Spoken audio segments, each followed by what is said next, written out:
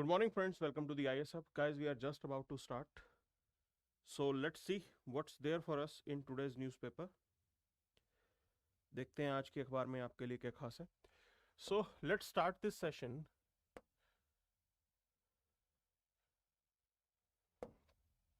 चलिए, first of all let's look into these words. कुछ एक स्टेटमेंट को हम लोग यहाँ पर समझने की कोशिश करेंगे. And what Plato exactly is saying.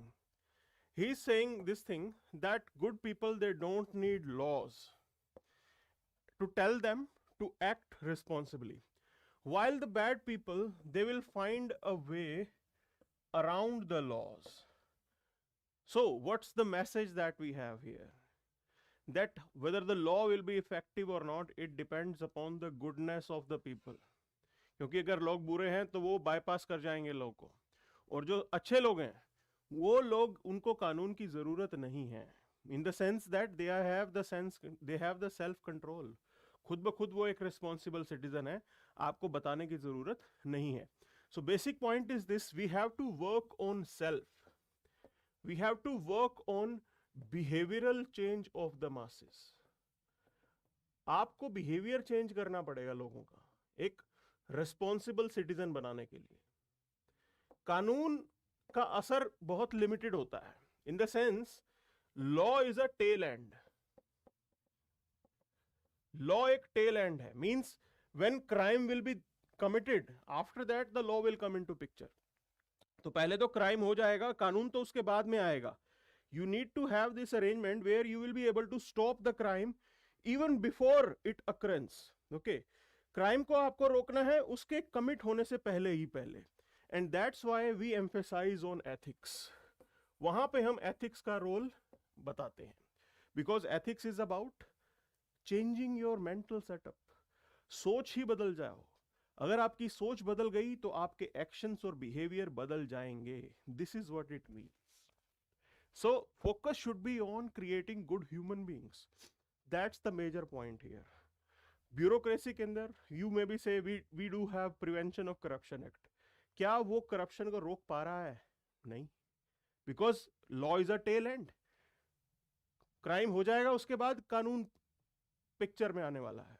But ethics, it's about the head. सबसे पहले जो कंस्ट्रेंट होती है वो होती है सेल्फ चेक. इंसान की अंदर की आवाज, inner conscience of the person is stopping himself from committing anything wrong. That's the major point here. और फोकस उस पे होना चाहिए. So this is how we will be interpreting this particular statement, and in today's session we will look around these particular topics. Appointment of governor को देखेंगे, poor telecom connection, individual rights versus collective rights, okay, India US space cooperation, micro LED, MG Narega pending dues, and Aksai Chin railway line. So these topics will be looked into, and let's start with this particular, you can say, appointment of governor. So former Supreme Court judge among 6 new governors appointed. Now this is the problematic part here. So whenever we talk about appointment of governor, and this is the trend that we are witnessing, that the former Supreme Court judges, they are being appointed as governor. Not only that, Rajya Sabha के अंदर भी member बना देते हैं. तो ये पहली बार ऐसा नहीं हुआ है. There was earlier Chief Justice who was placed as Governor of Kerala, Sivam, and this is the second time the former Supreme Court judge, he will be placed as Governor. Now the point is this: why these things have to be avoided? Okay, judiciary. We do claim that we have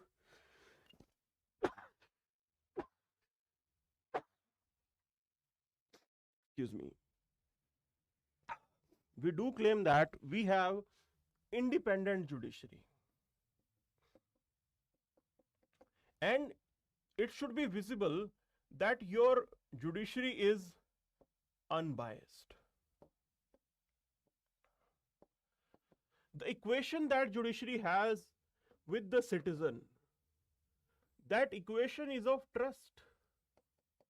कि आपको विश्वास है कि आपकी judiciary जो है वो आपको जस्टिस देगी, वो आपको जस्टिस देगी, वो अनबायस्ड रहेगी, आपके राइट्स को प्रोटेक्ट करेगी. यही एक रिलेशन एक सिटीजन का जुडिशरी के साथ होता है. What is happening here is this: if the judiciary will be given some position in executive, then people will have this doubt in their mind. I am not saying that constitutionally this is right. Supreme court जज को governor बनाया जा सकता है constitutionally legally, there is no bar on that, कोई रुकावट नहीं है, this is constitutionally legally right, okay. But when it comes to the image that it is going to portray in the minds of people, that's the thing we have to look into. लोगों को लगेगा कि judiciary compromise है, and we have seen it multiple times that executive will definitely try to influence the judiciary. Executive judiciary को influence करने की कोशिश करेगी ही करेगी, इंडिपेंडेंस को कर्टेल करने की कोशिश करेगी ही करेगी. तो यहां पे अगर जज सुप्रीम कोर्ट के मतलब सुप्रीम कोर्ट के जज अगर गवर्नर बनेंगे, कुछ डाउट लोगों के दिमाग में आएगा ही आएगा. It will put up some suspicion in the minds of people, and that's going to be a very big tragedy here. लोग ये विश्वास करना छोड़ देंगे कि जुडिशरी अनबायस्ड है. ये पॉइंट समझना बहुत जरूरी है. So it should be visible as well. अगर जुडिशरी अनबायस्ड है, it should be visible in its action. And the point here is this, these judges, they should voluntarily give up these type of postings. वो खुद ब खुद decide करें कि भाई हमें एक जनता के सामने इमेज मेंटेन करनी है. Perception is very important here, and we should not be sending the wrong perception about the judiciary. So there should be this self, you can say, introspection within the judiciary कि कैसे एक supreme court के जज आगे जाके executive का part बन रहे हैं. ये खुद उनको अपने आप में रोकना पड़ेगा. That's the major point here. Now when we talk about governor, so here is the factual information. Governor is the nominal executive, okay, and the real executive is chief minister.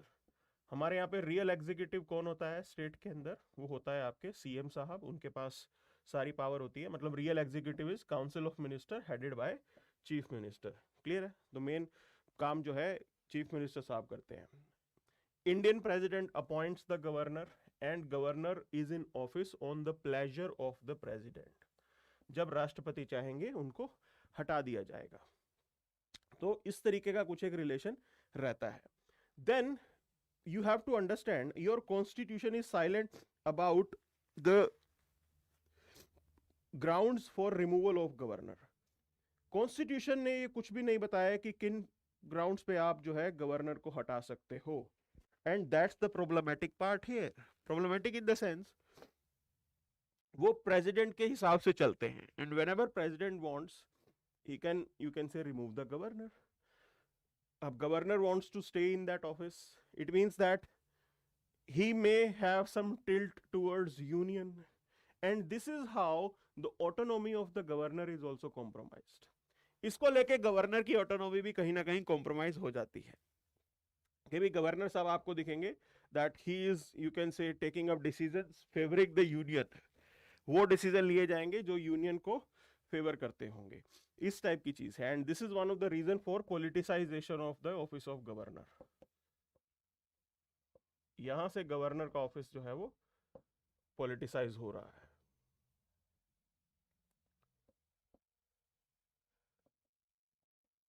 That they start working as an agent of party in power. जो वो B party इन power होती है, governor जो है उनके agent की तरह काम करना शुरू कर देते हैं. And this is the problem here. So majorly these things have been witnessed when there are different political parties in union and the state. अब जब सेम पार्टी होती है तब गवर्नर के फंक्शनिंग में इतनी प्रॉब्लम नहीं आती है. तो स्पेसिफिकली यूनियन जो है गवर्नर की पोस्ट का यूज करती है ओपोजिशन को टारगेट करने के लिए. वहां सबसे बड़ी प्रॉब्लम है. There it's a very big problem. So these are the things here, and I told you about this thing, like grounds on which governor can be removed. It is not laid down in the constitution, okay. He may also get transferred from one state to other by president, and he can be reappointed as well. अब एक state से दूसरे state में भी इनका transfer हो सकता है और इनको रीअपॉइंट भी किया जाता है, ओके. तो ये कुछ एक चीज़ें हैं जो हमें मालूम होनी चाहिए गवर्नर से रिलेटेड, ओके. ये सारे फैक्ट्स हमें पता होने चाहिए. मतलब मेजरली ये प्रीलिम्स के लिए काफ़ी इंपॉर्टेंट हो जाते हैं. क्लियर है? तो this is how it is important for your prelims here. आगे बढ़ते हैं.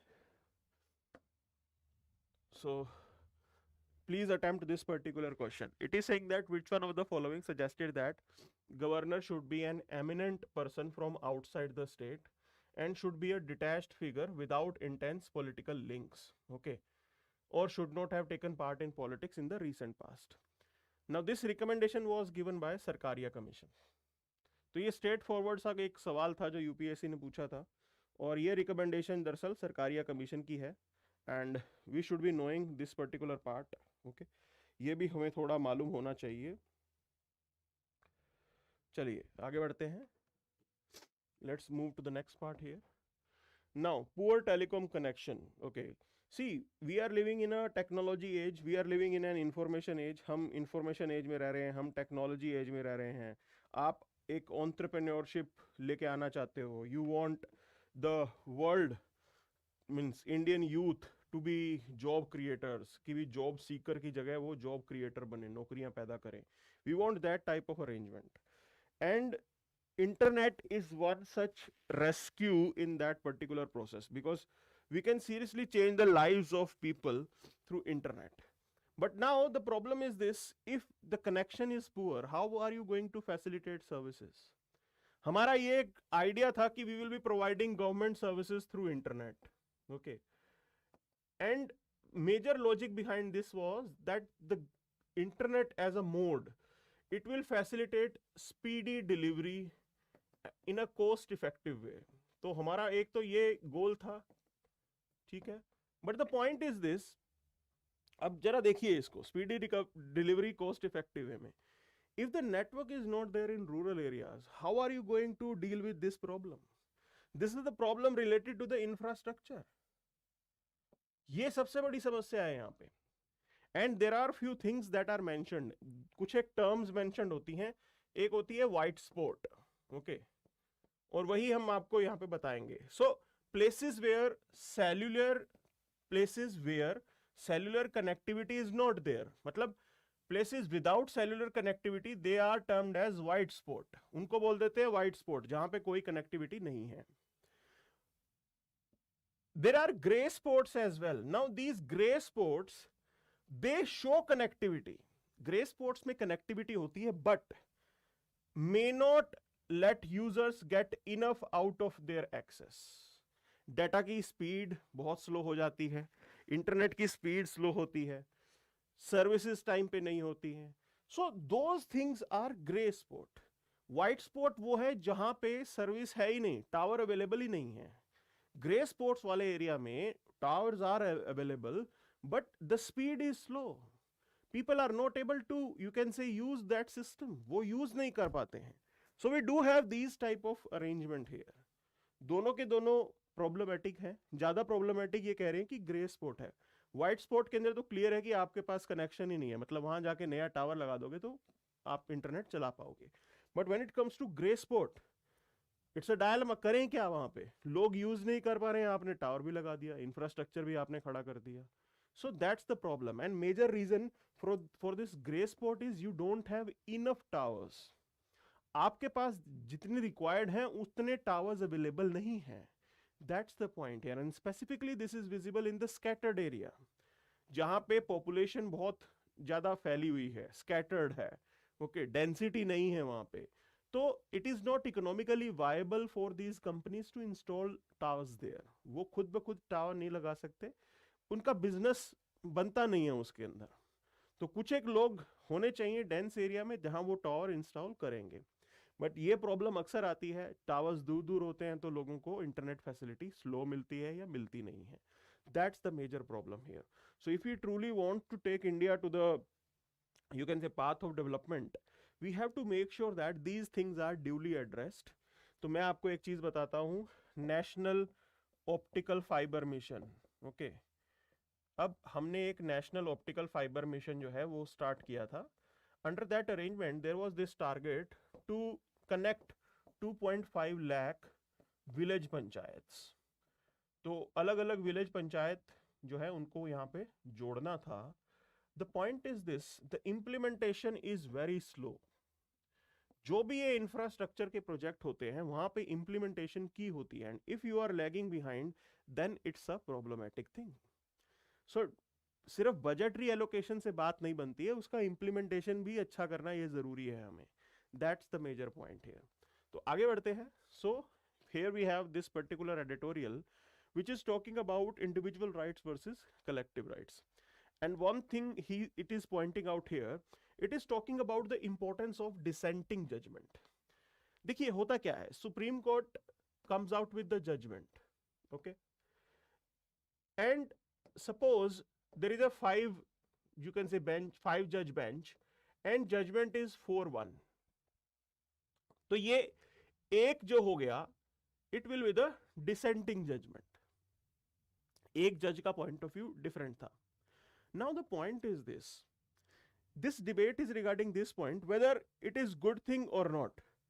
क्या ये चीज सही है कि नहीं है. अब जरा मैं इसको इसीलिए बता रहा हूं, आज की डेट में ये जजमेंट आपको डिसेंटिंग लग रहा है, आज की डेट में आपको ये लग रहा है कि इनका पॉइंट ऑफ व्यू नहीं चला, 4 जजेस are thinking in different way. But you never know, maybe 30 years down the line, the Supreme Court is going to review the judgment. And at that time, it is going to support the argument of the dissenting judgment. ऐसी बहुत बार देखा गया है. आज की date में आप देखिए राइट टू प्रिवेसी. अब राइट टू प्रिवेसी कहने को 2017 में आया है, लेकिन in the past some of the dissent, you can say dissenting judgments, have also pointed out the importance of right to privacy. Past में भी वो बात उठाई गई है. पुट्टा स्वामी जजमेंट ने तो उसे कंक्लूड किया, लेकिन पास्ट में राइट टू प्रिवेसी को इंपॉर्टेंस दी गई थी by some of the dissenting जजेस. They pointed out these things. So you have to understand one thing here, जो भी डिसेंटिंग है, it doesn't mean that that point of view is not important. Maybe that point of view is not considered by judiciary at that particular time. Maybe in future when judiciary is going to review this, things might change. चीजें बदल सकती हैं, and you just understand this thing. यहाँ पे हम basic structure को देख लेते हैं. हमें बोला कि Kesavananda Bharati case, okay, basic structure के बारे में बात करता है. अब आप देखिए this Kesavananda Bharati case, the judgment came with 7:6. मतलब 6 judges were dissenting, they were not of this view. Now the point is this, in future if there is a 15 judge bench, अगर कभी भविष्य में 15 judge bench बना to review the Keshavananda Bharti, the whole thing can change. So you have to understand this thing. कोई भी judicial judgement हमेशा के लिए नहीं होता, उसको बदला जा सकता है. There is this point you have to understand. What I am trying to say here, there is this debate related to giving importance to individual rights versus the collective rights. तो सेक्युलरिज्म की अगर हम बात करते हैं, okay, now the point is this, constitution does protect the collective rights, plus it also gives importance to your individual rights as well. आपके अपने individual rights को भी यहां पे प्रोटेक्ट किया गया है. How to manage your religious institution, it's a collective right, but supreme court will give importance to the individual right to worship. दोनों को एक बैलेंस बना के रखना होता है. तो सबरीमाला जजमेंट के अंदर अगर हम देखें, वहां पे कलेक्टिव राइट्स को नीचे रखा, because temple trust was saying हमारी मर्जी है, हम मैनेज करेंगे हमारे टेम्पल को, we won't allow menstruating women to come, you can say, nearer to the deity, this and that. एक certain age group की women वहां पे नहीं पूजा कर सकती, ये उनकी सोच थी. और वो कह रहे थे कि we have this constitutional protection as we have the right to manage our own religious affairs. Court said no, you have to look into this aspect as well, that individual rights are also important. Clear? Then in the past we have this Sirur Mutt judgment, which pointed out that under the constitutional scheme, only the essential practices of the religion, they deserve protection. कि सारी की सारी religious practices को protection नहीं है. जो essential practices में fall करते हैं, जो essential practices की category में आ जाएंगे, only those provisions of the religion, rituals, customs, practices, only those will get the constitutional protection. तो ये इन्होंने बताया है सिरूर मठ के इसके अंदर, क्लियर है?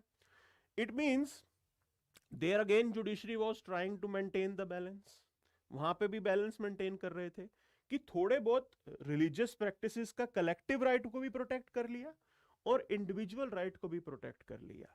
That's the major point here. अब when it comes to religion, there is no measure available on the religious freedom. So this has been observed by former Chief Justice of Canada, Mr. McKellen, and he pointed out this thing that you cannot measure the religion. भाई religious freedom क्या है, कहाँ तक आप उसको measure करोगे? There is a limitation in that, and he pointed out this thing. Okay. And other point is this: if we look into the country like India, your way of living, your social life is very much linked with your religion. आपका social life आपके religion के साथ linked up है. हमारे case में तो आप बिल्कुल भी separate नहीं कर सकते. So these are the challenges that are there. और इसी टाइम पे एक debate कभी कभी बन जाती है, which is to be given more importance, whether the collective right or individual right. But here the court judgments, we have multiple examples like essential practices arrangement, which talks about maintaining the balance between individual rights and the collective rights of religion. That's the major point here. Clear? So आगे बढ़ते हैं. India and US space cooperation. Okay. Now, before mentioning about anything, let's look into this particular, you can say, question in front of you. अब देखिए ये क्या कह रहा है? What introduces friction into ties between India and US? Okay. That Washington is still unable to find for India a position in its global strategy, ठीक है, which would satisfy India's national self-esteem and ambition. तो ये कह रहे हैं कि US एक dilemma में है, उनको ये समझ में नहीं आता कि इंडिया की पोजीशन क्या रखे. When you compare India and US, देखिए एक बात तो आपको माननी पड़ेगी in our life. I'm not talking about international relations. You will get very few example of friendship between people which are having different capabilities. बहुत कम example होते हैं, because people they prefer to have friendship with like-minded people. Okay, जो कि आप जैसा काम कर रहे हो, आप जैसे occupation हो जिनके. और इंटरनेशनल रिलेशंस में तो इमोशंस की कोई जगह नहीं होती. ऐसा नहीं बोल सकते हैं कि ये हमारे दोस्त थे. International relations are fluidic in nature, they can change. It's about your interest, it's about your national interest, it's about aligning them. आप अपने नेशनल इंटरेस्ट को अलाइनिंग करते हो. ओके, ये होता है international relation. So whatever alliances that we have, it is primarily basically you are linking your international relations. आपका national interest, मेरा national interest, दोनों को साथ में जोड़ देंगे. ये होता है यहाँ arrangement. तो पहली चीज तो ये clear होनी चाहिए. Next thing is this: capabilities, they play a very important role. Capabilities of two partners. And if only one party is having the capability and other not, this relation cannot be used to its full potential. ये relation अपने full potential पे जा ही नहीं सकता है. That's the point here. So here we are saying that India-US space cooperation is going on. ठीक है, हम लोग साथ में मिलके mission plan कर रहे हैं. We are trying to work together as a team, India and US. But there is a capability gap. Not only the capability gap is there, the goals and objectives are different. आप एक चीज देखो, US के spacecraft outer space exploration पे जा रहे हैं और हम सिर्फ मार्स पे एक बार गए हैं. कितना बड़ा गैप है.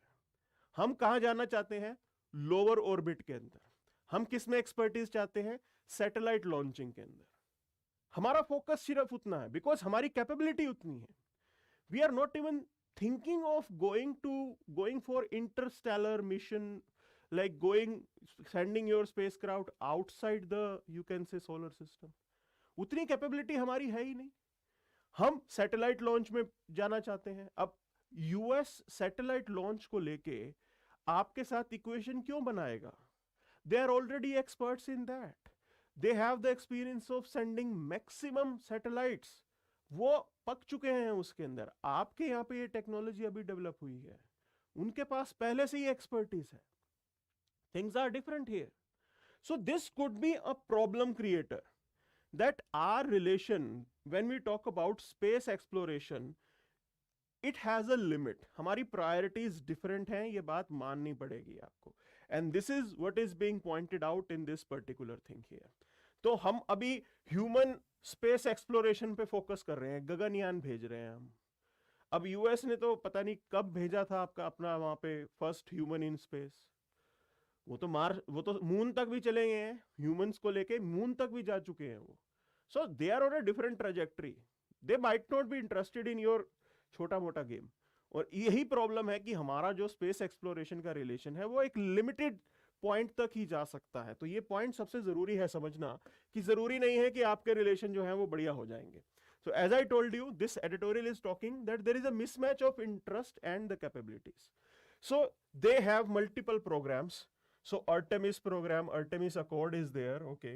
So Biden administration came out with national, you can say, science and technology strategy, and they want to go beyond the earth orbit। ये इनका फोकस चल रहा है। हम छोटी मोटी चीजों पर फोकस कर रहे हैं। इसरो अभी कर रहा है कि सिर्फ 10 लॉन्चेस ए ईयर हमारी कैपेबिलिटी चल रही है। यूएस ने तो प्राइवेट सेक्टर को भी यहां पे डाल दिया, SpaceX. This is how new things are. Now India doesn't aim for moon और मार्स और बियॉन्ड, मतलब it doesn't say, it is not saying, but the point is this, we don't have capabilities. और US के अपनी Mars की जो technology वो आपके साथ शेयर कर लेगा इतनी आसानी से? नहीं करेगा। उनको पता है हम सीख जाएंगे, हम उनसे भी आगे निकल जाएंगे। Then India's top priority is to substantially increase its satellite and launch capabilities। This is our focus। Satellite launch करोगे, उसके अंदर एक्सपर्टीज डेवलप करो। भाई हम कंपटीशन के हिसाब से चल रहे हैं, हमें यह दिख रहा है कि 2030 तक हमें प्राइवेट प्लेयर्स के साथ कंपीट करना पड़ेगा। So your satellite launch have to be cost effective, हम तो उस पर फोकस कर रहे हैं अभी। This is how are priorities are different here. जैसे मैंने बताया, US has the highest number of registered satellites in the space. वो ऑलरेडी एक थ्रेशोल्ड पे आ चुके हैं, उनको लगता है कि अब इससे ज्यादा क्या करना है, हम तो आउटर स्पेस का गेम खेलते हैं, तो हमारे प्राइवेट सेक्टर वाले संभाल लेंगे, अब स्पेस एक्स वाले देख लेंगे, हम कुछ और करते हैं, हम देखते हैं एलियन वेलियन ढूंढते हैं। This is what they are targeting, and that's why our equation is different, and this is the limitation when you talk about your relation with United States. कितना दूर तक जाएगा ये रिलेशन, ये हमें देखना है। तो ये कुछ फैक्चुअल इंफॉर्मेशन है जो कहती है कि ज्यादा चलने वाला नहीं है, ठीक है। That's the point. आगे बढ़ते हैं। So there is this article talking about the micro LED, कि माइक्रो एलईडी किस लिए बेटर है। Okay, so first let's look into few things here. Now micro LEDs are self illuminating diodes that have brighter and better color reproduction than the organic light emitting diode। Clear है? तो major एक तो difference ये हो गया कि भाई micro LED better है। दूसरा पॉइंट आपको समझना होगा, ऑर्गेनिक एलईडी के अंदर we are using the organic matter का यूज करते हैं, but here in micro LED we will be using the non organic matter. Okay, non organic matter ही हम इसके अंदर यूज करेंगे, जैसे हमारे पुराने सेमीकंडक्टर के अंदर होता था। Now the basis of micro LED is basically lies in the sapphires। अब ये क्या खास है, ये माइक्रो एलईडी के अंदर हम sapphires का यूज करते हैं, and the property of these sapphire is that they can shine on their own forever। ये अपने आप में sapphire जो है खुद शाइन कर जाएगा, and that's the beauty here।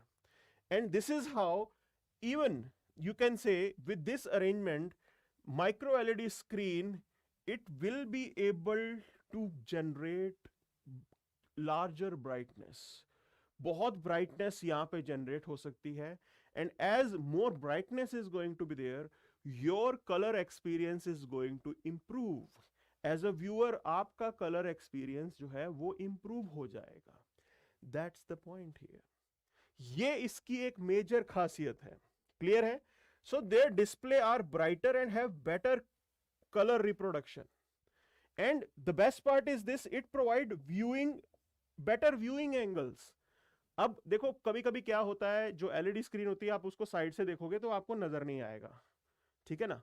अब ऑर्गेनिक एलईडी ने वो प्रॉब्लम सोल्व कर दी थी कुछ हद तक, उसका जो है नॉर्मल एलईडी से इंप्रूव कर दिया था, साइड एंगल पे अच्छा व्यू आता। माइक्रो एलईडी उससे भी एडवांस्ड है, उससे भी बेटर है। This is what you should be knowing. So this information is important for you because UPSC has multiple time asked a question on LED.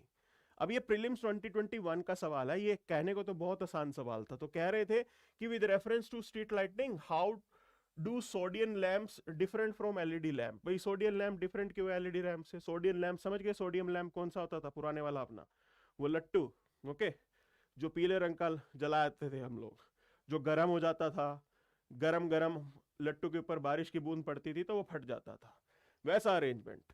सो अब देखिए ये सेकंड स्टेटमेंट देख लीजिए, सारा जो इसका क्रक्स है वो इस स्टेटमेंट से निकलेगा, that as street lights sodium lamps have longer life span than the LED. भाई मैंने अभी अभी आपको स्टोरी सुना दी, गर्म हो जाएगा लट्टू, बारिश की बूंद पड़ी, फट गया वो, ठीक है। तो ये तो पूरे तरीके से गलत हो जाएगा। भाई एलईडी तो अपनी बहुत लंबी चलती है, आजकल तो गारंटी भी आती है एलईडी ट्यूब्स, अगर कुछ भी हो जाए 1 साल की तो गारंटी कंपनी लेके देती है, ठीक है ना। तो ये सेकंड स्टेटमेंट आप सीधा हटा दो। जैसे ही आपने इसे हटाया आपके पास बचा ए और सी। अब बात ऐसी है, ये कह रहे हैं कि sodium produces light in 360 degrees, ठीक है, but it is not so in the case of LED lamps. तो ये स्टेटमेंट बिल्कुल करेक्ट है, इतना गर्म होता ही नहीं है एलईडी, ये बेस्ट चीज है इसको लेके। Then C will be the answer to this particular question. आगे बढ़ते हैं, देखिए, ओके। अगेन 2017 के अंदर the question was on organic LED. अब देखो ऑर्गेनिक एलईडी पे यूपीएससी ने सवाल पूछ लिया, माइक्रो एलईडी आज ही द हिंदू की अखबार में आया है। अब आपको इसको अलग से पढ़ना है, जो इंफॉर्मेशन हमने प्रोवाइड की है ना उससे भी ज्यादा जाके एक बार इंटरनेट पे इसको सर्व करना, have some content with you, learn about it, what are the other you can say features of micro LEDs are, वो सब आपको नोट डाउन करने हैं, अपने नोट्स के अंदर बनाने हैं, ठीक है। थोड़े बहुत हमने बता दिया आपको, सफायर वगैरह का इस्तेमाल होता है, एंगल अच्छा हो जाएगा, वो पता लग गया आपको। उसके अलावा भी आप थोड़ा अपने लेवल पे जो है एफर्ट मारिए। Then we have this question related to organic LED. तो ये कह रहे हैं कि जी डिजिटल डिस्प्ले बनाते हैं हम इससे, ओके, एडवांटेजेस क्या है? पहला सवाल, it can display can be fabricated on flexible plastic substrates, बिल्कुल।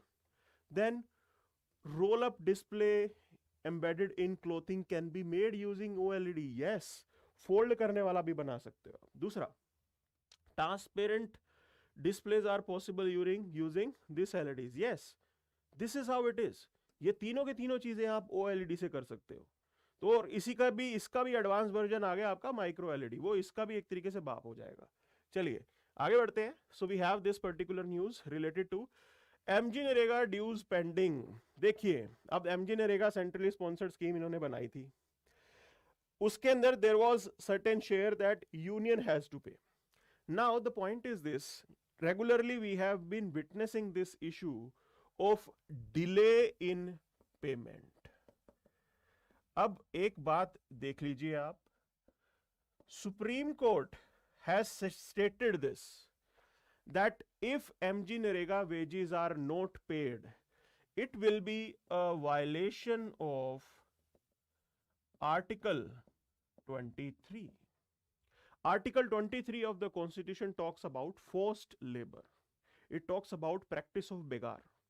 तो ये कह रहे हैं कि भाई यहां पे अगर आप वेजेस टाइम पे नहीं दे रहे हो तो इसका मतलब आप तो उनसे फोर्स्ड लेबर करवा रहे हो, which is unconstitutional. This is what Supreme Court has said, and Supreme Court has said this in case of MG Narega. Government को डांट मारी है उन्होंने कि भाई आप टाइम पे वेजेस दीजिए। देखिए ऑन एन एवरेज अगर हम MG नरेगा का देखें, लाइक पहली बात प्रॉमिस करते हैं 100 डेज, और इन रियलिटी जो है on an average it is able to provide just the 42 days, and there as well state variation is there. वहां पे भी एक स्टेट वेरिएशन की समस्या हमने देखी है, अलग अलग स्टेट में परफॉर्मेंस जो है वो डिफरेंट है। 42 डेज का वेजेस भी टाइम पे नहीं दिया जा रहा है, ये सबसे बड़ी प्रॉब्लम है।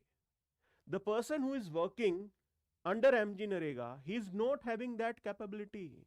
उसको पैसे की जरूरत है, वो तभी तो आके काम कर रहा है। अगर पैसे नहीं दिए जाएंगे गवर्नमेंट द्वारा तो एक एक ट्रस्ट का जो इक्वेशन है वो टूटता है। That's the point here. He won't even ask for job. दोबारा वो कभी नौकरी मांगने आएगा ही नहीं आपसे, और आप बोलोगे एमजी नरेगा में डिमांड नहीं आ रही है, आप जो है बजट कम कर दोगे। इन प्रॉब्लम्स को डील करो। डिमांड तभी आएगी ना when the workers they have this assurity that government will be providing them with the wages on time. अगर वर्कर को यह लगेगा कि भाई यहां पे तनख्वाह तो मिलती नहीं है, तो वो जाएंगे ही नहीं। अब गवर्नमेंट को मौका मिल जाएगा, गवर्नमेंट कह देगी कि भाई डिमांड इतनी आई नहीं है तो हमें बजट कम कर देना है। ऐसा नहीं होना चाहिए। You have to understand these issues. Clear है? आगे बढ़ते हैं। China planning Aksai Chin railway line to connect Tibet and Xinjiang. Now it is related to the border infrastructure. India, we have no choice other than to match up China. And the point is this, अगर China ये कर गया, railway line बना दी वहां पे, then their capability to mobilize forces will increase tremendously. This is what you have to understand. Now, Aksai Chin is this area that Chinese occupied in 1962 war. उस जंग में उन्होंने ये एरिया जो है इंडिया से कब्जा किया था। ये जम्मू एंड कश्मीर का पार्ट था। This is Tibet, okay, this is Xinjiang region, and they are connecting these two areas. Or whatever you can say, the present Galwan incident we talk about, Galwan incident यहां हो रहा है, सारी activity इधर चल रही है। So if they will be able to develop that capability, it will help them in mobilization of their forces at a really faster rate. Now the fundamental question is this: will India be able to match that capability? हम क्या करेंगे ऐसी situation में, ये बहुत जरूरी है। Now we have our own arrangement, okay? So here is the air strip. यहां पे एक एयर स्ट्रिप है जिसको बोलते हैं दौलत बेग ओल्डी। तो हमने एयर स्ट्रिप तो बना ली, but when it comes to mobilisation of mass forces, वो कैपेबिलिटी हमारे एंड पे अभी भी नहीं है। तो ये एक बहुत सिग्निफिकेंट डेवलपमेंट होने वाली है। And the other part is this, it is the clear cut violation of India's sovereignty. जब भी हम सोवरेनिटी की बात करते हैं, there are majorly two components. One is autonomous decision making, that your government is making decision without any external pressure। भी आपकी सरकार के ऊपर कोई बाहर से प्रेशर नहीं बढ़ रहा, एक तो ये फैक्टर होता है। The other is the territorial integrity। अब ये आपकी टेरिटरी है और चाइना वहां पे जो है नेटवर्क बनाएगा रेलवे का। सो this is the violation of your territorial integrity, and in a connective way your sovereignty will be violated. पहले भी तो ऐसा था, जब चाइना पाक कॉरिडोर बना रहा था यहाँ पे, सीपेक, ओके, चाइना पाक economic corridor, at that time as well we used to say that this is violating our sovereignty because it is passing through this particular part which we consider to be the part of India। ये हम अपना हिस्सा मानते हैं। और यही चीज आपको समझनी है कि जिसकी लाठी उसकी भैंस। आप बोलते रहिए they have the capabilities, that's why they are doing it. Do we have the capabilities? This is the point you have to understand. That's why military capability is more important in the sense it is critically important. I'm not saying more important. Military capability is critically important. We cannot undermine the importance of military modernization. आज की अगर हम बात करेंगे तो आपको ये चीज लेके आनी पड़ेगी, because we have no other choice. Your enemy is already on that line, it is developing its capabilities, so you have to match it up. Because whenever we talk about this thing, people debate which is more important, military modernization or social sector schemes. अक्सर लोगों के दिमाग में ये चीज रहती है. My point is this, both are important, we cannot undermine, but this area is equally important. If your borders are not protected, how are you going to facilitate development?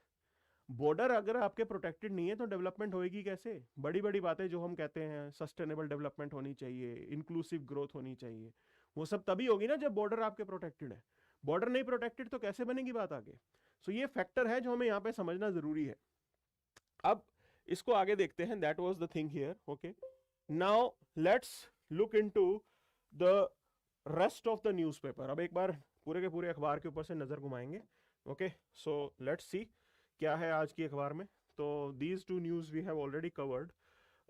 Maharshi Dayanand removed evils falsely attributed to the religion. Okay, so when we talk about social reform movements in India, Maharshi Dayanand, like his activity primarily started in the second half of 19th century.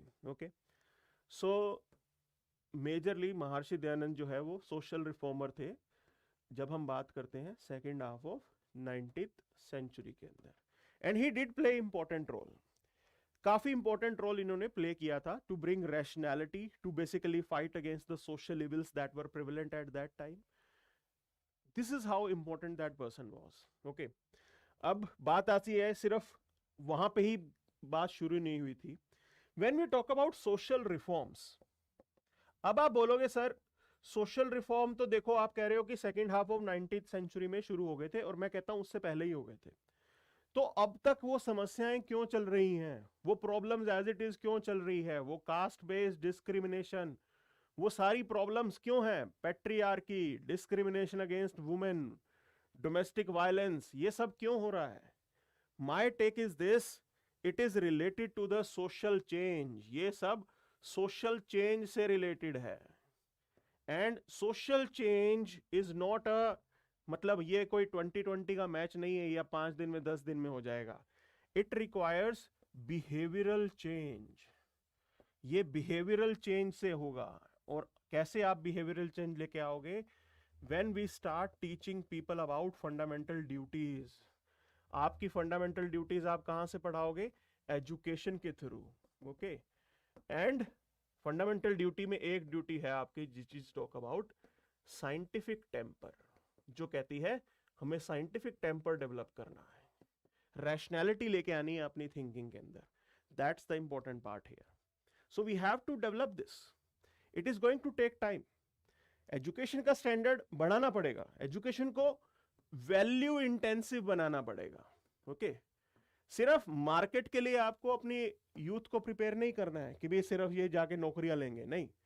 ये society के लिए भी कुछ करें, उतनी awareness इनमें होनी चाहिए. This is what we have to do here. It is going to take time. अपना फ्लो होता है सोशल चेंज का, बिहेवियरल चेंज का.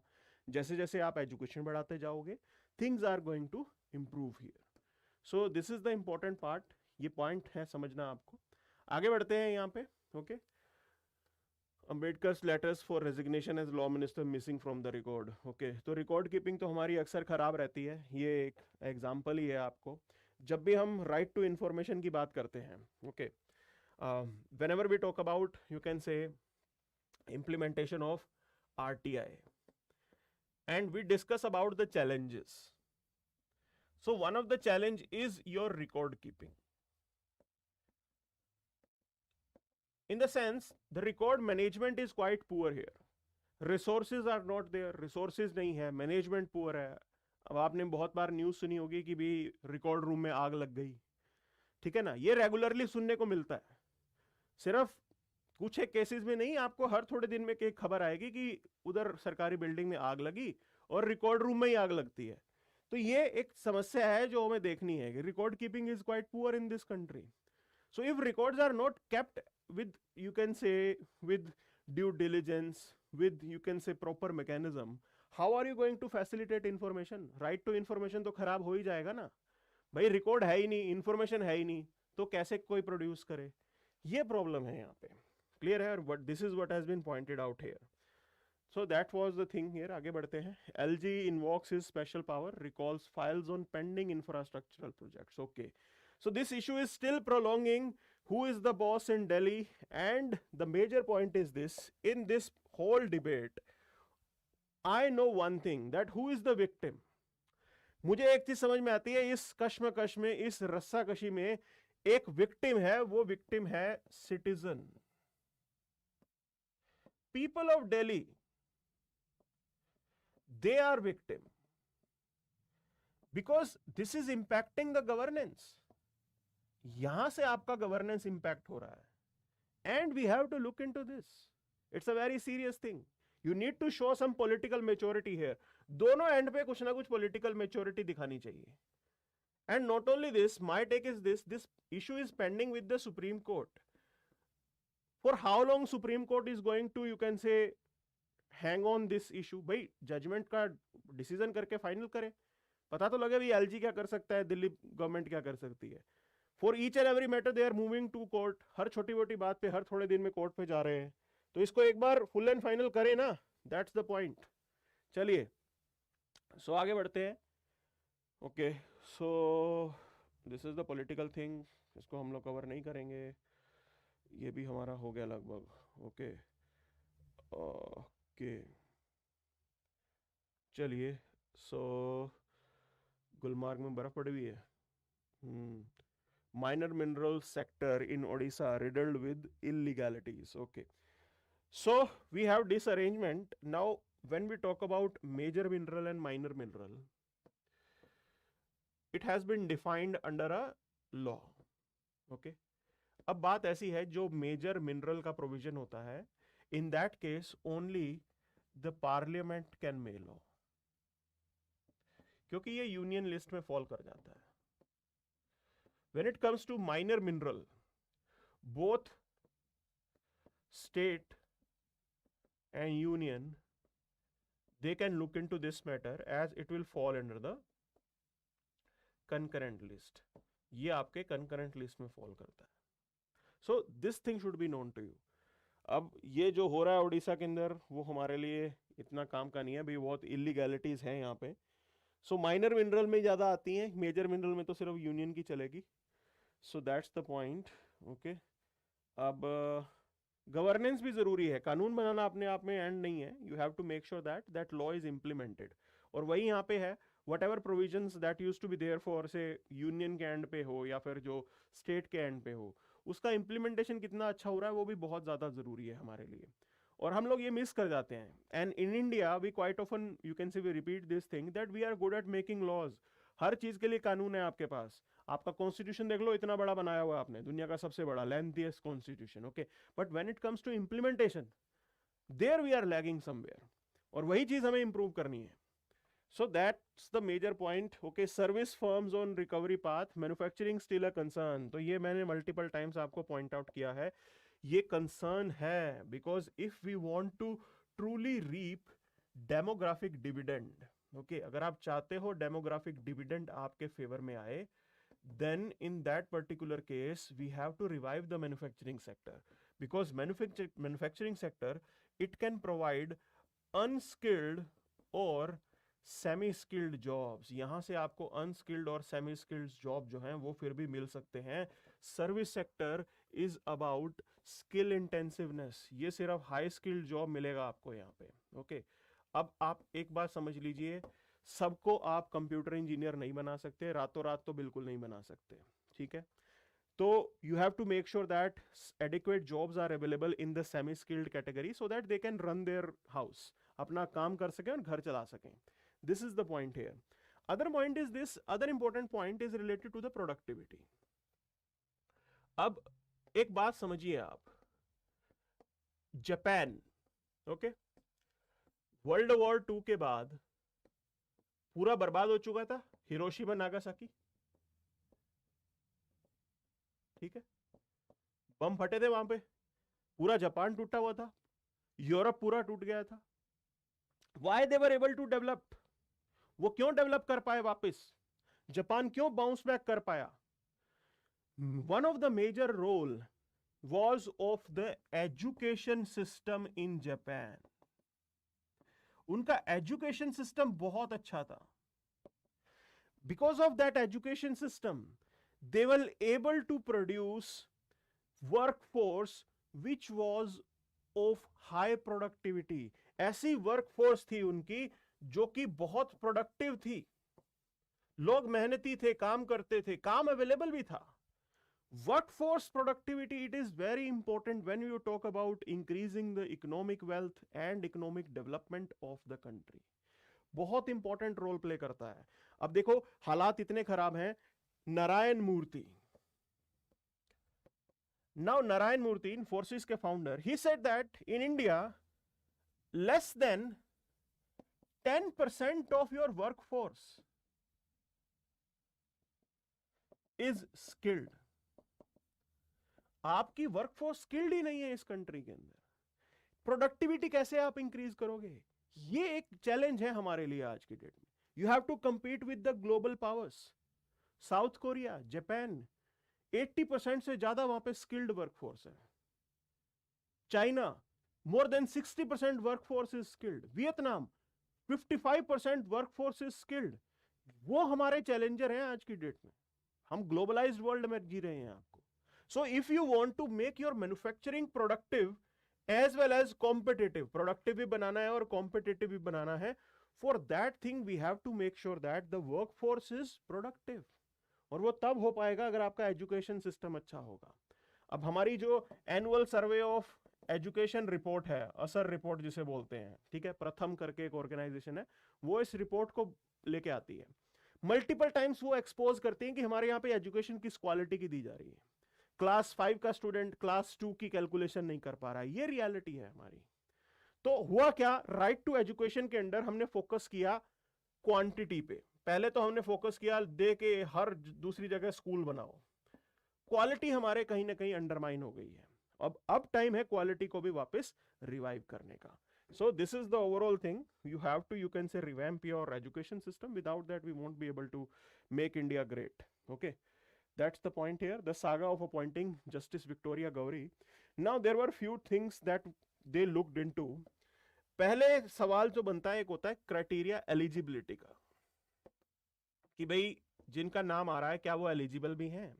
सो for eligibility for the high court जज, ओके, अब एलिजिबिलिटी क्या कहती है, that a particular person must have, you can say, experience as judicial officer or you can say lawyer in high court. या तो lawyer होना चाहिए एज जुडिशियल ऑफिसर और लॉयर इन हाई कोर्ट. एक तो ये एलिजिबिलिटी क्राइटेरिया है. तो पहली चीज ये देखते हैं एलिजिबल है कि नहीं. ठीक है, पहले एलिजिबिलिटी देख ली कॉलेजियम ने. Then they will question about suitability. Because in suitability it is subjective. ये सब्जेक्टिव है, ये तो ऑब्जेक्टिवली डिफाइंड है ना, आपने बता रखा है पहले ही. यहां पे कहीं ना कहीं चीजें बदलती हैं. And here in this case collegium came out with some, you can say, recommendations, and later on there were some findings regarding this particular, you can say, person, Victoria Gowri, that she has stated something against the minority community. कि भी कुछ एक इनकी statement है जो कि ठीक नहीं है. वो बात बाद में हाईलाइट हुई. Later on the court concluded this thing that they cannot, you can say, issue writ of certiorari or mandamus against the findings of collegium. तो ये बात उन्होंने पॉइंट आउट की है. ये कल के अखबार में आया हुआ था, परसों के में. और यही चीज हमें समझनी है कि कभी कभी चीजें इस तरीके से भी आगे बढ़ती हैं. क्लियर है? आगे बढ़ते हैं. The demand for a greater Tripura land by Tipra Motha. Okay, so there is this new political party which are demanding few things. They want a separate land and specifically for the tribals.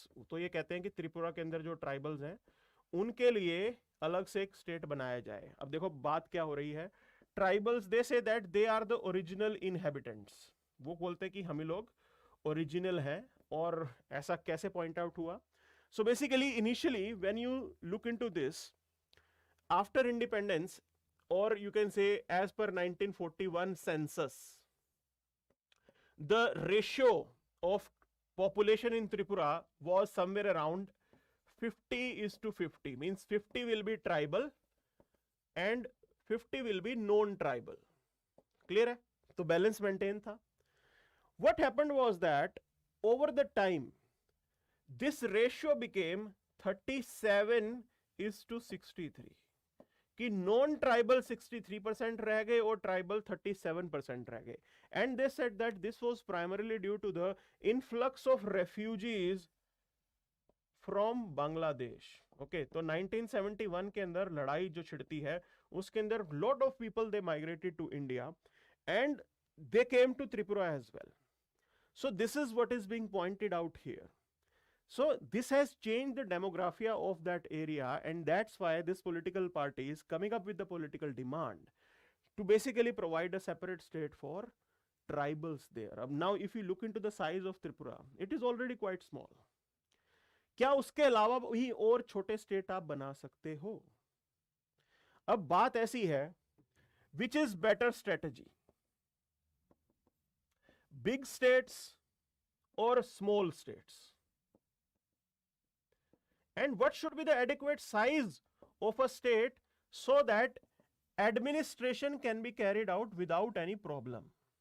भाई एक state का size कितना होना चाहिए कि भी administration बहुत अच्छे तरीके से काम कर सके वहां पे? अब ये कुछ एक सवाल है आप बिग स्टेट्स।